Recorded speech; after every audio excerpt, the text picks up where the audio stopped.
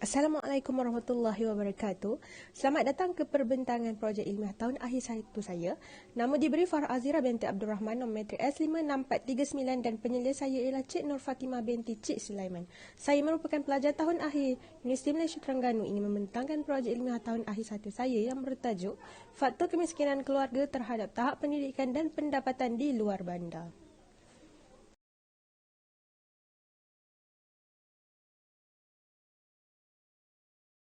Seterusnya, kita beralih kepada bab 1 iaitu pengenalan. Kajian ini menjadi salah satu tarikan kerana isu kemiskinan merupakan isu yang sangat serius, lebih-lebih lagi terhadap golongan luar bandar. Ini dikatakan kerana golongan luar bandar mempunyai banyak kekurangan seperti tahap pendidikan yang rendah, kurangnya peluang pekerjaan dan perolehan pendapatan yang rendah.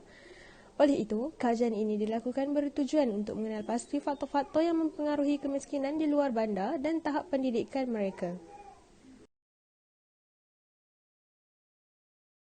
Oleh itu, pernyataan masalah dalam kajian ini ialah pengkaji ingin memahami dengan lebih mendalam mengenai realiti kemiskinan di luar bandar dan mengetengahkan pendekatan pengetahuan kemiskinan dalam mengenal pasti apakah faktor-faktor yang menyebabkan berlakunya kemiskinan.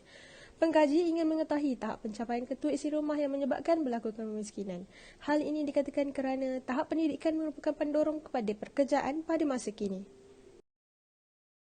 Objektif kajian ini pula ialah mengenal pasti faktor-faktor yang menjadi pendorong kepada kemiskinan keluarga di luar bandar dan mengkaji tahap pencapaian ketua isi rumah miskin di luar bandar. Kajian ini penting kerana ianya dapat memberi sokongan sosial oleh pihak berkepentingan untuk menyalurkan sumbangan kepada golongan ini. Seterusnya dapat membantu pihak tertentu terutamanya pihak kerajaan untuk merangka dasar-dasar awam dan membantu meningkatkan taraf hidup golongan ini. Dan kajian ini juga penting kerana cabaran dan masalah pendidikan dalam kalangan masyarakat luar bandar pada hari ini dibuat seiring dengan matlamat kerajaan untuk meningkatkan pembangunan modal insan di negara kita pada masa akan datang.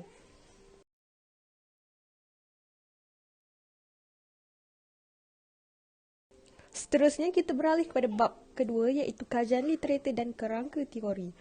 Kerangka konseptual kajian ini dapat digambarkan dengan pemboleh ubah bersandar iaitu faktor kemiskinan masyarakat luar bandar dan dipengaruhi oleh pemboleh ubah tidak bersandar iaitu tahap pendidikan yang rendah dan juga jumlah pendapatan isi rumah.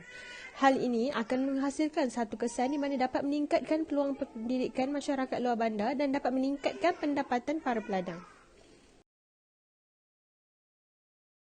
Menurut Kamus Dewan edisi baru, perkataan kemiskinan berasal daripada kata dasar iaitu miskin yang memberi maksud tidak berharta benda serba kekurangan iaitu dalam barang-barang keperluan hidup, melarat dan papa terlalu miskin, manakala maksud kemiskinan pula perihal miskin, kekurangan dan kepapaan. Menurut Kamus Dewan edisi baru pada tahun 1993 yang mentakrifkan pendidikan itu sebagai perihal mendidik. Seterusnya, pendidikan ini juga ditakrifkan sebagai ilmu yang merujuk pada ilmu didik, ilmu mendidik, didikan, latihan dan ajaran. Perkataan lain pula didik membawa maksud ajar, bimbing, bentuk dan asuh. Menurut perkataan Inggeris iaitu education yang merupakan perkataan yang berasal daripada Latin iaitu educare yang bermaksud mengasuh, memelihara dan juga membimbing. Menurut Salma Hamzah pada tahun 2012, pendapatan isi rumah ialah jumlah pendapatan kasar yang diperoleh oleh seluruh ahli keluarga yang berusia 15 tahun ke atas yang tinggal bersama dalam sesebuah rumah. Namun begitu, pendapatan isi rumah ini juga dihitung bersama ahli yang tinggal di dalam rumah itu meskipun tiada talian persaudaraan. Menurut Faridah pada tahun 2005 yang menyatakan faktor kemiskinan keluarga, pelajar sekolah dan persekitaran banyak mempengaruhi kelemahan pelajar dalam akademik, terutamanya dari aspek bahasa, angka pembelajaran dan perkembangan minda serta motivasi. Justru itu, faktor-faktor ini akan mempengaruhi kualiti pembelajaran masyarakat luar bandar. Menurut penulisan Zurina Ahmad Saidi, Hukil Sino dan Nurisan Kamil Othman pada tahun 2008 yang mengkaji taraf pendidikan penduduk Sungai Buloh dan menganalisis sosioekonomi utama penduduk. Kajian mendapati bahawa ketiadaan pendidikan dan taraf pendidikan yang rendah menjadi penyebab kepada kemerosotan ekonomi isi keluarga serta kemiskinan atas faktor ketiadaan pekerjaan yang tetap. Oleh itu, kepentingan pelaksanaan perubahan sosioekonomi dalam kalangan penduduk untuk mengurangkan kadar kemiskinan Tahap sosioekonomi responden seperti latar belakang, tahap pendidikan, jenis pekerjaan, tahap kesihatan, pemilikan harta. Punca kemiskinan adalah disebabkan tidak berperjalanan atau mempunyai tahap pendidikan yang rendah telah menukarkan lagi kehidupan golongan miskin untuk terlepas daripada belenggu kemiskinan dan seterusnya mendapatkan peluang pekerjaan yang lebih baik daripada sektor pertanian. Menurut Aini Khairiyah binti Samani pada tahun 2008. Menurut Nordiana Muhammad Idris Chamhuri Siwar Basri Talib Madeline Burma pada tahun 2010 pula dalam kajian mereka yang mengatakan bahawa isi rumah yang mempunyai status sosioekonomi yang rendah dapat digambarkan dengan tahap mencapai pendidikan yang rendah, status pekerjaan dan mempunyai keluasan pegangan tanah yang kecil.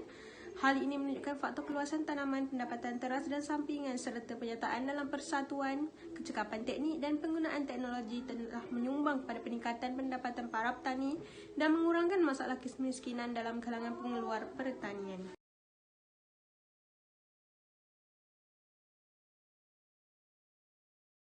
Akhir sekali ialah bab 3 iaitu metodologi. Kajian ini memilih seramai 100 orang responden dipilih daripada senarai keluarga miskin di kawasan daerah Bera. Keseluruhan daripada golongan ini mempunyai pendapatan kurang daripada pendapatan garis kemiskinan. Kajian ini juga ingin mendapatkan maklumat latar belakang keluarga miskin khususnya tahap pendidikan ketua isi rumah. Analisis data dan metod kajian yang digunakan dalam kajian ini. Objektif 1 dan 2 dalam kajian ini dianalisis dengan analisis deskriptif iaitu penilaian skala. Metod kajian yang digunakan dalam kajian ini pula ialah analisis ujian CHAI Kasur 2 untuk mengetahui adakah terdapat perbezaan yang signifikan antara faktor penentu kemiskinan dan tingkat kemiskinan. Seterusnya, kajian ini menggunakan metod model logik binary untuk mengkaji tahap pencapaian pendidikan ketua isi rumah. Berkaitan antara kemiskinan terhadap pendapatan dan pendidikan ini menggunakan pakej perisian SPSS dan Excel. Sekian daripada saya. Terima kasih.